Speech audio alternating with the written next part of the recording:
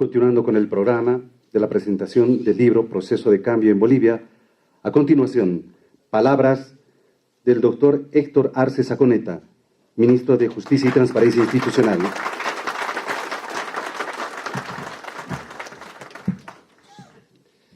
Bien, muchas gracias, muy buenas noches. Permítame en principio saludar a mi hermano, mi compañero, viceministro de Transparencia Institucional y Lucha contra la Corrupción, Gonzalo Trigoso. Saludar a nuestro rector de la universidad, saludar a nuestras autoridades del municipio de Yayagua. Nuestro alcalde nos ha pedido excusas por una situación urgente que debe atender. Saludar a nuestro viceministro de Justicia Indígena Originaria Campesina, un digno hijo de estas zonas, don Silvio Janayo. Saludar al comandante regional de la Policía, el mayor. Saludar a todos y cada uno de ustedes. Y yo me sumo a las extraordinarias palabras del hermano Gonzalo Trigoso. En Yayagua, en un centro minero, en un lugar con tanta historia de lucha, en un lugar con tantos recuerdos de masacres, de enfrentamientos, de problemas, de conflictos, de muerte, de rebelión, de todas las cosas que hacen a la grandeza de la nación boliviana. Hoy en día ver a nuestros hermanos campesinos, a nuestros hermanos mineros, como Ardatojo, ver a nuestra policía, a nuestros estudiantes de la escuela policial, ver a los compañeros, a los hermanos ciudadanos, ver sentados lado a lado, algunos con saco, otros con chamarra, otros con poncho, otros con uniforme policial. Realmente lo que dice Gonzalo Trigoso es verdaderamente excepcional.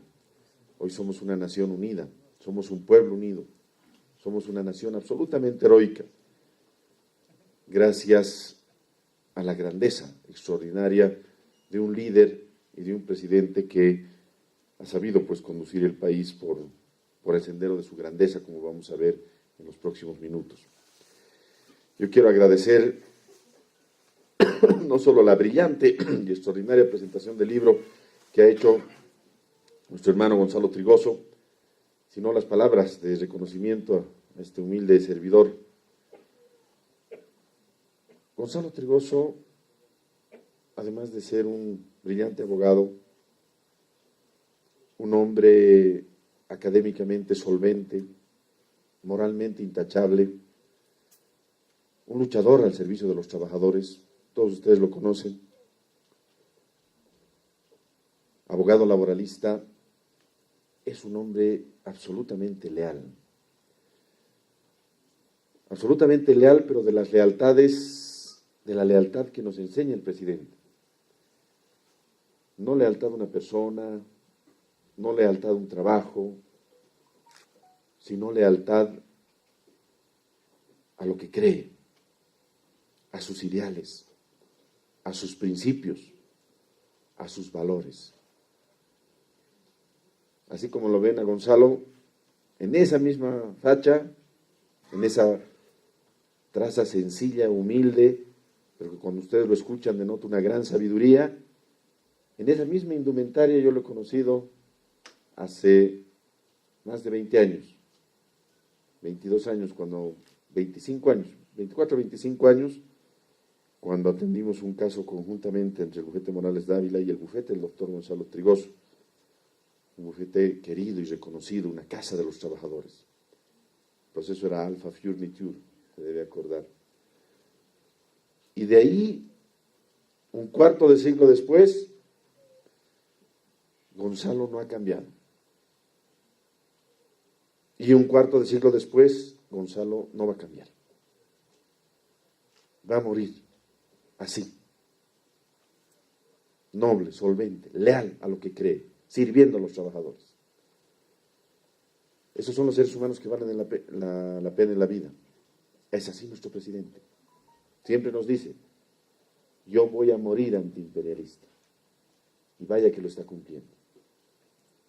Por eso nuestro agradecimiento y nuestro reconocimiento a él, a Silvio, por la organización de este evento, por invitarme y y el agradecimiento a ustedes por estar presentes, y nuestro pedido de que al concluir esta conferencia, esta presentación, cada uno de ustedes que se va a llevar este libro gratuitamente, gracias a una iniciativa extraordinaria del Ministerio del Trabajo en la gestión de Gonzalo Trigoso.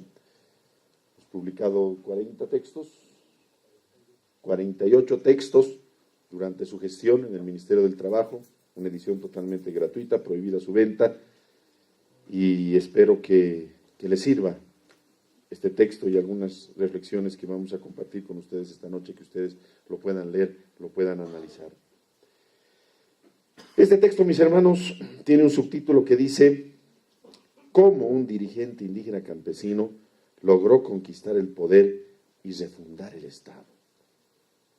¿Cómo? En un término de pregunta. ¿Cómo se dio este proceso extraordinario, maravilloso, que hoy lo vivimos, lo disfrutamos y lo defendemos, que a veces hasta lo vemos en riesgo por algunas conspiraciones, por algunas equivocaciones de algunos sectores? ¿Cómo surgió esto? ¿Cómo se entiende que una nación como la nación boliviana, que ha vivido 180 años entre 1825, cuando se fundó, y el 2005, una serie de inestabilidades políticas, una serie de carencias, inestabilidades económicas, un constante enfrentamiento social, una constante represión, y aquí hablamos de la masacre de San Juan, que se celebró, su memoria se celebró, conmemoramos, diremos, hace menos de un mes, o aproximadamente un mes en San Juan. Como una nación que no tenía un sentido de dignidad en su gente, como una nación de pueblos que se enfrentaban cada vez con el Estado, como una nación que nos encontraba divididos y desunidos, como nos encontró, por ejemplo, en la Guerra del Chaco, donde muchos de ustedes, muchos de nuestros hermanos, descolgados de estas alturas de 4.000, 4.500 metros, bajaron a las candentes arenas del Chaco, pelearon con gran heroísmo. Y cuando concluyó la guerra, con un resultado adverso para Bolivia, por la mala conducción diplomática principalmente, cuando concluyó esa guerra, el año 1935, volvieron al latifundio, en la misma condición de pongos, en la misma condición de empleados, en la misma condición de sirvientes. Y no cambió nada. Como en una nación donde, lo decía Gonzalo, se hablaba libremente de separatismo, de división del país, se hablaba de media luna, se hablaban de grupos irregulares, lo decía Gonzalo. Nos han anunciado, ahí está la declaración de Eduardo Rocha, que dice: estoy yendo a la fundación de una nueva república, dice en una entrevista, en una filmación, que es pública, que ha circulado. Estaban viniendo a partirnos, a destruirnos, a bañarnos en sangre. ¿Cómo en una nación? Y recordemos nomás lo que pasaba en los gobiernos de Jorge Quiroga Ramírez, Hugo Banzer Suárez, Gonzalo Sánchez de Lozada, en una nación donde los obreros y campesinos se defendían en las calles, se defendían en los caminos y eran masacrados en los caminos. En una nación donde era común para nosotros los dirigentes agarrar y cargar los muertos y sumarlos uno tras otro, y había hasta una lógica de indemnización. Recuerdo, eran 50.000 bolivianos lo que el Estado pagaba por cada muerto. ¿Cómo en una nación de esas características? Ni les hablo de los datos económicos, siempre los últimos detrás de los últimos. ¿Cómo en una nación de esas características, un dirigente indígena campesino logra conquistar el poder, convertirse en el primer presidente indígena del planeta? Algunos estudios dicen que Benito Juárez, en México, sería el primer presidente indígena. Pero estudios recientes demuestran que el doctor Benito Juárez, además un abogado, por su formación y por su estirpe, no llega a categorizarse en lo que es un verdadero indígena, un hombre nacido en el seno de un pueblo indígena, representante y miembro nato de una nación originaria. ¿Cómo un dirigente indígena campesino logra conquistar el poder? Conquistar el poder de manera pacífica, sin matar a nadie, sin ensangrentar a la nación boliviana, utilizando la propia democracia formal representativa que habían utilizado las élites gobernantes de este país durante toda nuestra vida republicana. Conquista el gobierno y no se queda ahí. Avanza a lo más grande que se ha hecho, a lo más grande que ha hecho el presidente Evo Morales en los últimos tiempos. Como dice el libro, refundar el Estado, cambiar la historia de Bolivia, cortar a cuchillo la historia nacional.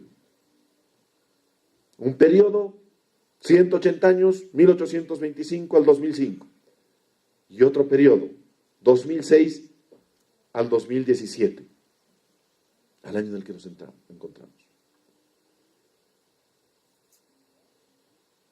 Como un país conocido y reconocido por su absoluta inestabilidad política, y hay que leer el libro de Carlos Mesa, para eso sí sirve el expresidente Carlos Mesa, para dar algunos datos de cómo era la Bolivia de antes.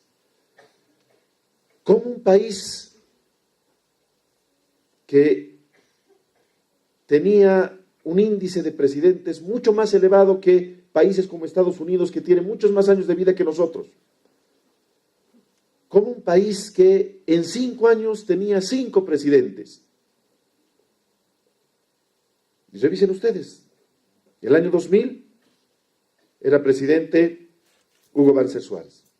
Se enferma y le deja el año 2001 presidente Jorge Quiroga Ramírez. El año 2002 presidente Gonzalo Sánchez de Lojada, elegido con el 20% de la población. El año 2003 Carlos Mesa, después de la masacre del Alto, después de los muertos y los heridos, se va Gonzalo Sánchez de Lozada, se escapa a Estados Unidos y entra Carlos Mesa. Y el año 2005, en una transición constitucional sujetada con pinzas para mantener el orden democrático, cuando la nación boliviana estaba al borde de la guerra civil, Eduardo Rodríguez Belcé. Cuenten ustedes, 5 presidentes en 5 años. Ese es un reflejo de lo que fue toda nuestra historia. De nuestra historia nacional, desde nuestros orígenes, desde nuestro comienzo. Desde que se fundó la República. La caída del mariscal Antonio José de Sucre, cuando cae herido en el brazo, en el cuartel Sucre, allá en Chuquisaca, y es obligado a dejar el poder y dejar la nación, cuando da ese discurso extraordinario que dice: aún pediré otro premio a la nación, el de mantener por sobre todas las cosas la obra de mi creación. Desde ese momento, la inestabilidad política de nuestro país fue la característica de los gobiernos en toda nuestra historia. ¿Cómo puede avanzar un país? ¿Cómo puede construirse una nación si en 5 años hay 5 presidentes? Claro, nuestro país adversario, que nos ha quitado el mar, la República de Chile, ha jugado con esa inestabilidad. Toda su vida ha jugado con esa inestabilidad. Y están en los documentos que recientemente se han desclasificado. Los chilenos decían: no, Bolivia es un país absolutamente inestable, no hay que preocuparse de ello. Venía un presidente, le hacían promesas, le ofertaban una cosa, otra cosa, y entre lo que seguían las negociaciones ya había un golpe de Estado y había otro presidente. Empezaban de nuevo, y nos engañaban, y nos engañaban, y nos engañaron, hasta que finalmente se dio este cambio, se refundó el Estado, y vino una era de estabilidad política. La estabilidad no tiene en cuenta, no tienen idea, hermanos, lo importante que es para el crecimiento de una nación. 3 presidentes han pasado en Chile: Bachelet, Piñera, nuevamente Bachelet. Va a pasar, Bachelet, el próximo año ya se va, el presidente Evo se queda, con el nuevo presidente de Chile. No ha podido jugar nunca más con nosotros Chile. No ha podido engañarnos. Y por decisión del presidente Evo, el mejor presidente de Bolivia, el único presidente que ha tomado la decisión de ejercer nuestro derecho de obtener un acceso soberano al Océano Pacífico mediante el diálogo, mediante la conciliación. Nuestro derecho, quien tiene derechos los ejerce la Corte, y nosotros estamos ejerciendo nuestro derecho ante la Corte Internacional de Justicia, por decisión del presidente Evo Morales. Hemos llegado al más alto tribunal que ha creado la humanidad para solucionar controversias de manera pacífica. Un país que antes miraba de afuera, miraba con miedo, miraba con temor estos grandes instrumentos, cuando tenía todos esos presidentes que estudiaban en la Escuela de las Américas, que estudiaban en los Estados Unidos, como ha dicho el viceministro Trigoso. Hoy, de la mano de un presidente indígena, de la mano de Evo Morales, es un país digno que tiene la capacidad de demandar a la nación chilena, poner en el banquillo del acusado al Estado chileno y pedirle cuentas ante lo más grande que ha creado la humanidad en materia jurídica, la Corte Internacional de Justicia. Eso nos ha permitido la estabilidad política, la continuidad política, la continuidad de un presidente que trabaja desde las 5 de la mañana hasta las 11 de la noche y lo hace de lunes a lunes, no conoce vacaciones, su vida, su entrega es absoluta. Nosotros en nuestra vida decimos, bueno, me voy a tomar esta tarde, dicen yo, sábado en la tarde yo voy a hacer otra cosa. Y siente que cuando se aparta de su trabajo es feliz porque está haciendo otras cosas y su jefe no lo va a llamar y nadie lo va a molestar. El presidente no tiene eso. Y no es que el presidente no sea feliz. El presidente es feliz porque su vida es su trabajo, su felicidad es su trabajo, su felicidad es entregar obras todos los días, así sea sábado, así sea domingo. Su felicidad es seguir levantándose después de casi 12 años a las 5 de la mañana y seguir trabajando desde las 5 de la mañana. Se debe levantar a las 4, todos nos levantamos a las 4. Bueno, sería que nos levantáramos ya al lado del escritorio. Hay que prepararse, vestirse, bañarse, ¿no? Yo les cuento en este libro cómo al principio yo decía, bueno, el presidente está viniendo a las 5 de la mañana todos los días, yo era viceministro de la presidencia, unos 6 meses va a durar esto, yo dije, ¿no? Exagerando, un año, se va a cansar y va a ser por lo menos a las 6 o 7. Pues han pasado casi 12 años y más bien a veces hasta nos adelantan, una vez nos han citado a las 4:30 de la mañana. Su voluntad de esfuerzo, de trabajo, de pensar todo el día en Bolivia, de adelantarse a lo que va a hacer nuestra nación, de tener una absoluta visión de estadista, está ahí todos los días. La vivimos nosotros. ¿Cómo sus colaboradores no podemos tratar mínimamente de asemejarnos a él? Nunca nos vamos a asemejar. A mí me ponen a madrugar todos los días a las 5 de la mañana y en una semana o dos estoy en terapia intensiva, seguramente en un hospital. Pero ¿cómo no vamos a tratar de seguirle el paso en la medida de lo posible, ayudarlo en las áreas que nosotros tenemos conocimiento, ayudarlo en las cosas que nos encarga, en las labores que nos encargó al viceministro Trigoso cuando era ministro y ahora como viceministro de Transparencia, como me encargó a mí en la Procuraduría, en el Parlamento y en otras funciones. Como si sabemos que todos los días estamos construyendo a través de la estabilidad política una nación diferente. Una nación que es orgullo, una nación que ahora es conocida y reconocida en el contexto internacional. Cuando uno está en el extranjero y se sube un taxi, en el taxi le dicen, incluso en los países europeos, te dicen, ¿de dónde eres? Yo soy de Bolivia. Ah, Bolivia, Evo Morales. Ustedes tienen un gran presidente. Hace algunos meses, unos años me dijeron en Francia, ojalá en Francia tuviéramos un Evo Morales. En Francia. Ni hablar de la Argentina. El presidente Evo candidatea en la Argentina, gana con 90%. Aquí nomás sacamos sobre el 60%. Es impresionante el reconocimiento que existe hacia nuestra patria, hacia nuestra nación, hacia nuestro país, por la estabilidad que tenemos, por la continuidad de nuestras políticas, por lo certera de nuestras políticas. No hablemos solamente de economía o de política, hablemos de la estabilidad social. Hermanos, hace algunos años, muy pocos años, lo recordamos nosotros, lo hemos vivido nosotros, lo han vivido ustedes, había un comité cívico pro Santa Cruz, que existe todavía, por supuesto, con otra visión, esperemos con otra lógica, que sacaba unas publicaciones de una página en el periódico El Deber, y al final le ponía una frase que nunca me voy a olvidar. O aceptamos la autonomía y la descentralización, o enfrentemos la desintegración. Públicamente nos amenazaban con dividir el país.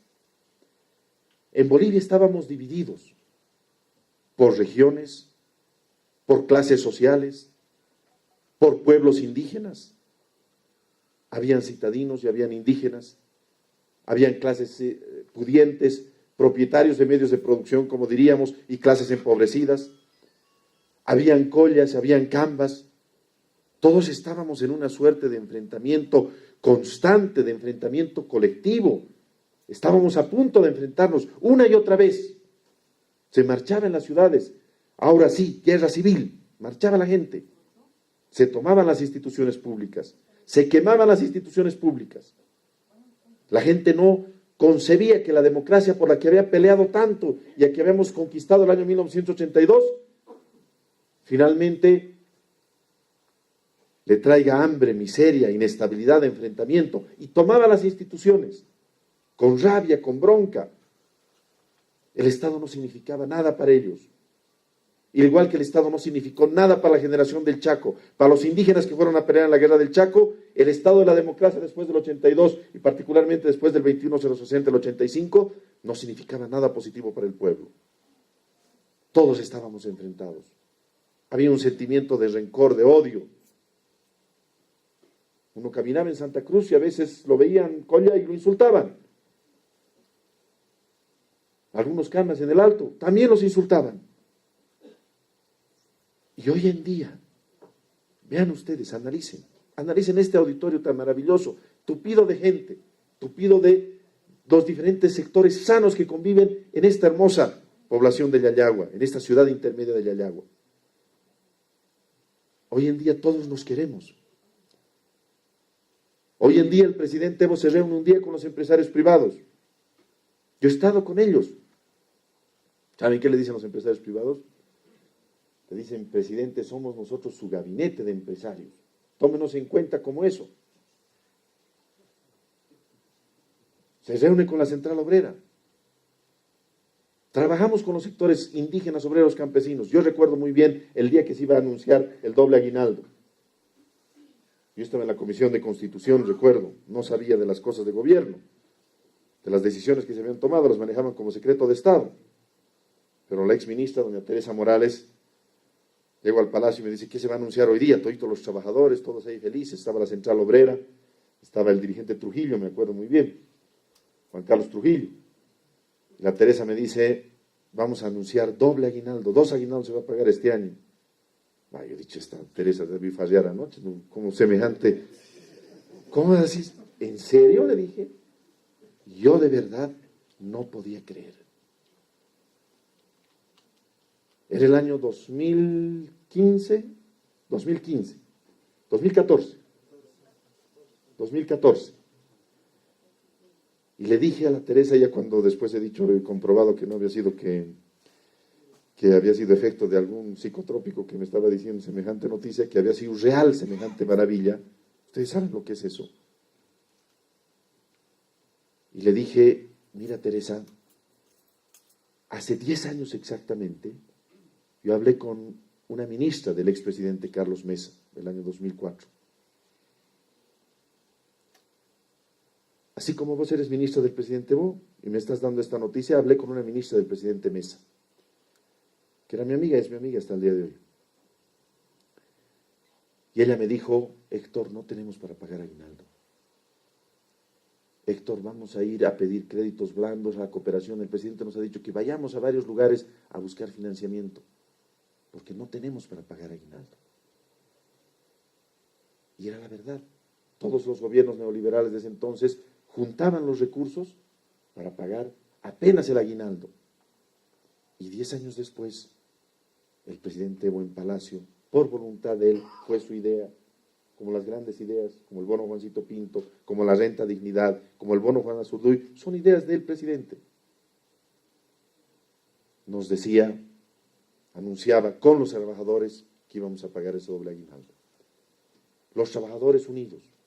Los empresarios han llorado un rato, pero después, como era su gabinete, el presidente han tenido más que aceptar. Canvas y Collas, hoy, ¿dónde hay diferencia? Como decía Gonzalo en algún momento, no podíamos caminar. Yo no podía caminar de un extremo al otro extremo del aeropuerto de Viru. Y hoy en día, ¿cómo vamos a Santa Cruz? Es tan lindo estar en Santa Cruz. Tantos amigos, tanta gente en Santa Cruz, tan noble que quiere construir y trabajar con nosotros.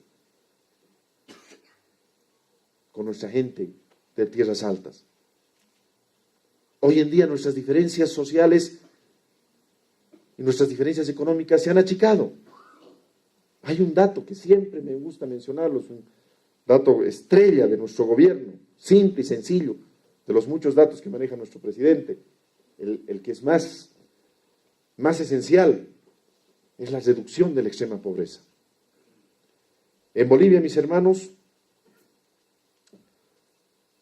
hace 10 años había 38% de población en extrema pobreza. Eso de 10 millones de habitantes era 3.800.000 personas que vivían en extrema pobreza. Y hoy en día, gracias al presidente Evo Morales, gracias a la estabilidad económica y a la estabilidad social que tenemos, al crecimiento y al desarrollo, hoy en día 16%. 22%, 22 puntos porcentuales de personas que hace 10 años vivían en extrema pobreza, hoy no viven en extrema pobreza. 2.200.000 personas. Imagínense cuántos estadios es eso. ¿Cuántos estadios llenamos con 2.200.000 personas? Esas personas antes vivían en extrema pobreza y ahora han salido de ese estado. Pero bueno, extrema pobreza, suena a las Naciones Unidas, suena... ¿Qué será ese indicador, no ve? ¿Saben, mis hermanos? ¿Saben qué es la extrema pobreza? La extrema pobreza es cuando un ser humano no tiene los suficientes elementos para alimentarse. Cuando un ser humano se va a la cama con hambre. Y en Bolivia, gracias a nuestro presidente, hoy en día, 11 años después, 2.200.000 personas, esta noche, 28 de julio, se van a ir a la cama felices, contentos, sin pasar hambre, sin sufrir el hambre. Ese es el resultado social. Ese es el resultado de la estabilidad social que ha construido y que ha desarrollado nuestro presidente. Pero más allá de la estabilidad política, la estabilidad social, está la estabilidad económica. Nuestro presidente siempre cuenta, ¿no? Y dice, cuando finalmente ganamos las elecciones con el 53.7%, el 18 de diciembre del año 2005, con un resultado que jamás nadie había sacado en democracia, nadie llegaba, ¿no? Creo que Nancy Lesuazo llegaba al 30% en las elecciones del 80-81, Gonzalo Sáenz de Lozada llegó al 35-36% en su mejor elección cuando se dio el derecho de vender todo el Estado. El presidente Evo sacó 53.7%. Cuando se dio esta transformación, cuando se dio este cambio, cuando por primera vez en Bolivia se pudo construir y no se tuvo que partir el gobierno en dos, en tres, crear ministerios para darles espacio a la gente, nosotros éramos un país paupérrimo. Éramos un país que no éramos el último en toda Latinoamérica porque siempre Haití nos ganaba. Haití tenía una realidad peor que la nuestra. Éramos un país que vivía de la mendicidad, que vivía de los créditos, que vivía de las donaciones, que vivía de las cooperaciones. Éramos un país sometido económicamente al imperio norteamericano. Éramos un país cuyos ministros de economía, cuyos presidentes del Banco Central tenían que tener el aval, el visto bueno de la Embajada de los Estados Unidos. Éramos un país lleno de miedos. Cuando queríamos hacer algo nos decían, no, si nacionalizan, van a venir grandes embargos contra el Estado.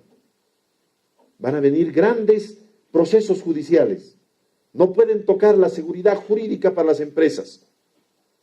Y claro, los gobiernos masacraban al pueblo a defender las empresas. Eso fue lo que hizo Banzer en abril del año 2000 en Cochabamba, en la Guerra del Agua. Eso fue lo que hizo Gonzalo Sánchez de Lozada en octubre del año 2003. Defendieron a las empresas privadas, sus grandes proyectos de corrupción y de servilismo al interés y al capital transnacional, y al pueblo masacre, al pueblo bala. Destrúyanlo, escarmiéntenlo, estado de sitio de por medio. Y esa situación en la economía nos ponía en los últimos lugares. No teníamos recursos para nada. El Estado boliviano era un Estado empobrecido. No se hacían carreteras, no se hacían hospitales, no se construía infraestructura. ¿Qué soñar en otros proyectos más grandes como los trenes en la ciudad o los teleféricos en La Paz, los trenes en Cochabamba y en Santa Cruz? O el desarrollo de las ciudades intermedias como esta ciudad de Yayagua. Era un sueño. Todo estaba abandonado. Todo estaba dejado a nuestra suerte. Y hoy en día, como nos decía nuestro alcalde que ha tenido que retirarse, como un padre viene el presidente y dice, aquí no hay estadio. Aquí tenemos que hacer un estadio.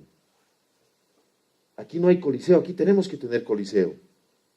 Y lo vemos todos los días, está pensando cada población, hospital de segundo nivel, hospital de tercer nivel. Hoy en día vivimos como vivimos porque el Estado está cerca de nosotros. ¿Y por qué está cerca de nosotros? Porque hemos nacionalizado los hidrocarburos, como está contado en este texto.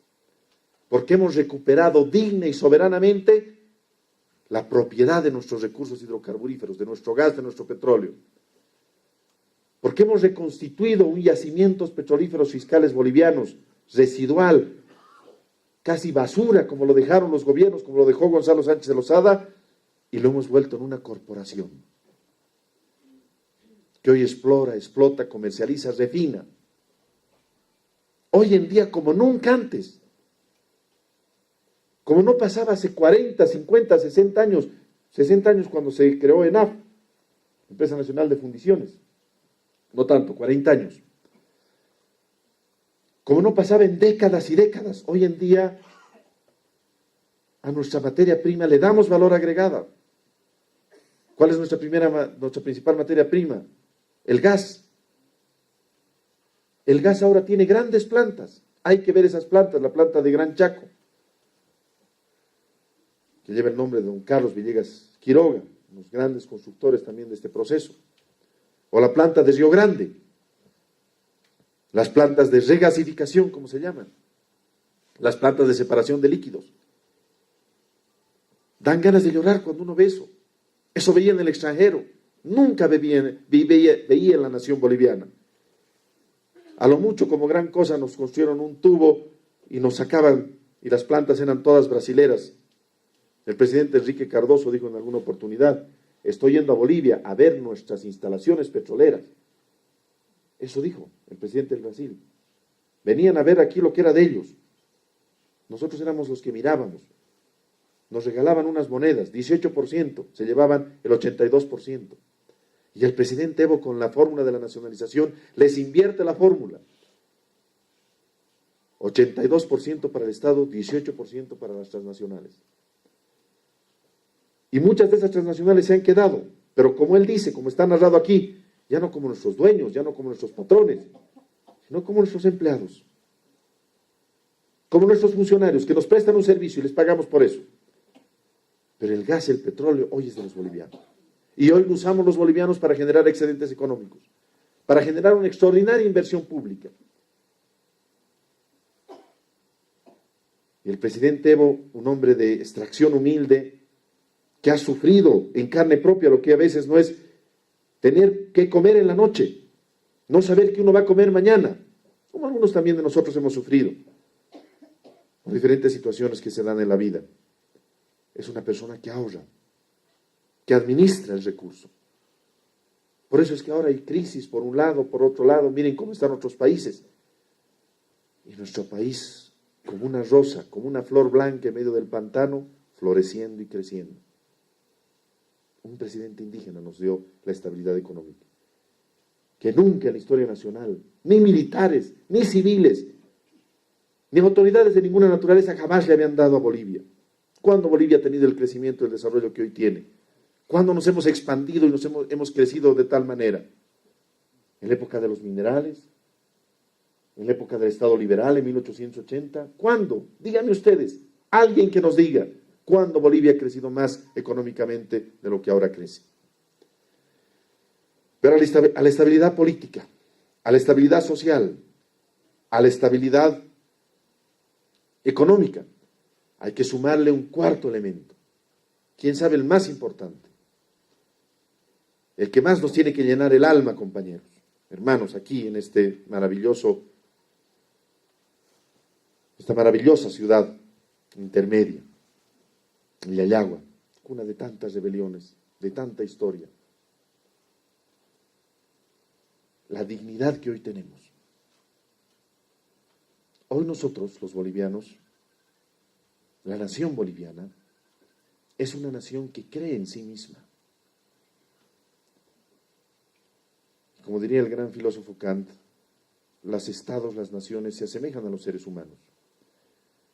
Christian Barnard, un hombre que es muy conocido en el mundo porque fue el primero que hizo los trasplantes de corazón, dijo alguna vez, solamente triunfa aquel que cree poder hacerlo. Y si aplicamos eso a las naciones, en la lógica de la identificación del hombre y la nación que alguna vez planteó Kant, solamente triunfa la nación que cree poder hacerlo. Y nosotros hemos dejado atrás esa idea de que somos menos. Psicológicamente, emotivamente, la fuerza, el coraje, la dignidad del presidente y cómo ha actuado estos años, nos ha cambiado nuestra mente. Ya no tenemos la idea de que si somos un militar boliviano, seguramente es cobarde, se va a escapar. Si somos un trabajador boliviano, no, malo debe ser. Un profesional boliviano, los bolivianos somos mediocres, hay que consultarles a los expertos de afuera. El cura boliviano, el cura boliviano es mujeriego, decían, ¿no? Esa idea de que siempre éramos cargados de defectos, de problemas, esa concepción mental que nos bloqueaba en algún sentido, el ver el horizonte, eso ha desaparecido. Y eso no tiene precio. Es por eso que nuestra historia es diferente de aquí en adelante.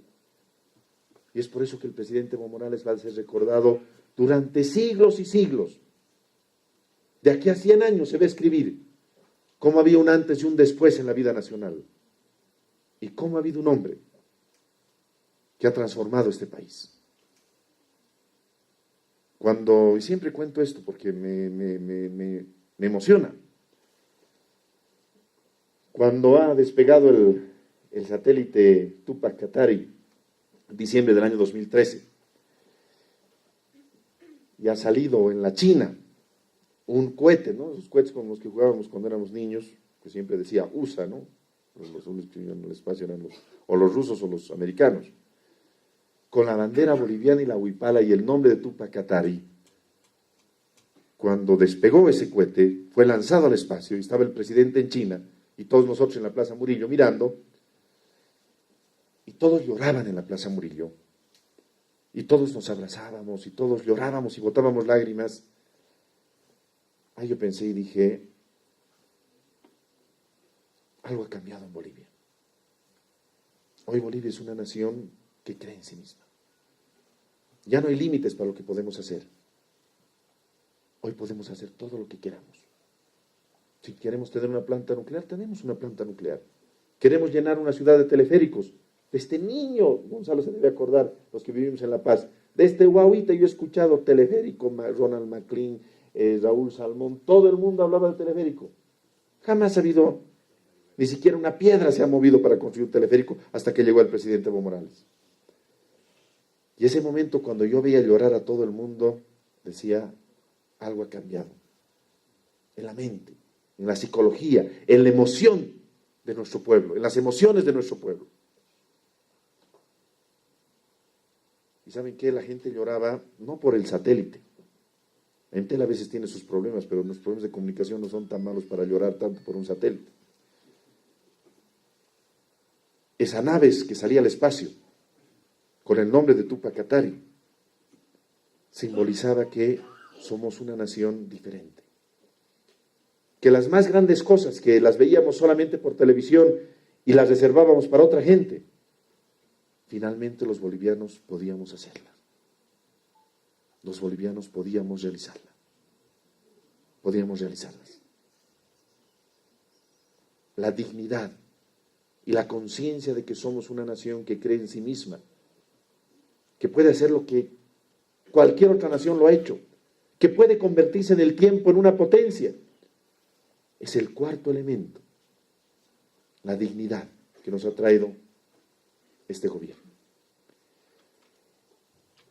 Como pueden ver ustedes, no quiero cansarlos más, esta pregunta de cómo un dirigente indígena campesino logró conquistar el poder y refundar el Estado, tiene que ser respondida con argumentos mucho más grandes y amplios de lo que este modesto texto les trae. Hay una grandeza detrás de todo esto, que quizá no la vemos ahora, que quizá la veamos de aquí a 20, 30 años, como en algún momento se vio y se le reconoció al mariscal Andrés de Santa Cruz y Calahumana en la década de 1840, 1850, 20 o 30 años después de su derrocamiento. Hay una grandeza extraordinaria. Hay una grandeza histórica. Hay un punto de inflexión. Yo siempre digo, agosto, septiembre y octubre del año 2008 han sido el momento, el punto de inflexión donde la historia del país cambió definitivamente. Lo que en su momento nuestro vicepresidente Álvaro García Linera le denominaba el punto de bifurcación. Agosto, victoria electoral. Un referéndum revocatorio, 67% a favor del presidente. Septiembre, victoria militar. Nos mataron. Disparaban en Porvenir. A mansalva la gente. Querían que mueran nuestros hermanos campesinos en Cobija, en Pando, en Porvenir. Y se impuso el primer estado de sitio de la historia nacional que ha cumplido su objetivo. Un estado de sitio localizado en el departamento de Pando. Están contados aquí los momentos difíciles, los momentos de tensión, los momentos de duda de un hombre pacifista, de un hombre que a toda costa ha defendido la paz y la unidad de este país. Solamente por eso hay otra larga historia de gloria del presidente Evo Morales. Y en octubre la victoria política. El gran acuerdo en el Congreso. Una marcha, como estaba en la foto de una de las ediciones anteriores. El presidente del Estado marchando con su pueblo, en las que se desarrolló esta etapa maravillosa, esta etapa extraordinaria de nuestra vida nacional. El presidente Nicolás Avellaneda, el presidente argentino, decía alguna vez: los pueblos que olvidan su historia, sus victorias y sus derrotas, pierden la conciencia de sus destinos. Nosotros, el pueblo boliviano, las grandes mayorías, no las personas que se esconden en la cobardía de las redes sociales, en perfiles anónimos, en imágenes anónimas. Nosotros, aquí como estamos, 400, 500 personas, el pueblo de Yayagua, el pueblo de Oruro, el pueblo boliviano en su conjunto, sabe muy bien cuál es nuestro destino. Tenemos que recobrar nuestra memoria. Tenemos que ver qué ha pasado en nuestro país hace poco, hace 10, hace 15, hace 20 años, para tener una conciencia clara de un destino de grandeza, que de la mano de nuestro presidente nos espera a los bolivianos. Yo los invito a leer y a reflexionar sobre este texto. Y les invito a analizar una historia maravillosa, extraordinaria, una historia épica, una historia de la cual, de alguna manera, ustedes y nosotros hemos sido bendecidos por participar activamente en ella. Siempre digo, podía habernos tocado de muy changos y ver desde el colegio lo que estaba haciendo el país, lo que estaba cambiando en el país. O podíamos ser muy auquiauquis, muy viejitos, ¿no? Solamente renegar viendo la televisión como renegan los viejitos, no. Nos ha tocado a los que estamos aquí, a nuestros hermanos, a nuestros estudiantes de la policía, a nuestros hermanos campesinos, a nuestros hermanos mineros, a mi hermano viceministro, a nuestro rector. Nos ha tocado en el momento ideal. Somos una generación bendecida que ha participado de la refundación de este país, de la construcción de una nueva nación. En este texto pretendemos responder esa epopeya de la cual somos parte todos nosotros. ¿Cómo un dirigente indígena campesino logró conquistar el poder y refundar el Estado? Una historia que se hablará, sobre la cual se hablará durante décadas, durante siglos. Una historia que marcará, como muchos otros países ha ocurrido en la humanidad, un punto de inflexión definitivo, en la que una nación decidió, de la mano de su líder, construirse, desarrollarse, mirarle al mundo con dignidad, mirar el futuro con esperanza y construir definitivamente un paradigma diferente. Muchas gracias por la invitación y espero que les guste.